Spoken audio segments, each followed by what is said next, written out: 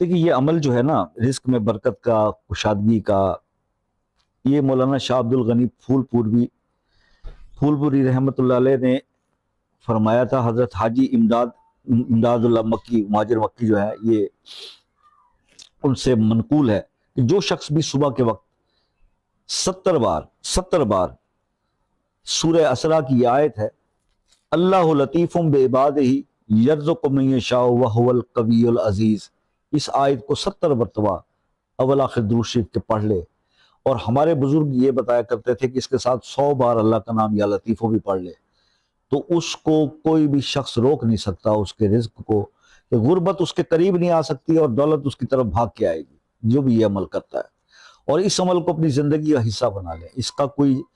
41 دن یا 21 دن یا 11 دن کو چھوڑیں، مجھے عرصہ ہی ہو گیا اس کو کرتے کرتے، اب تو سال بھی یاد نہیں۔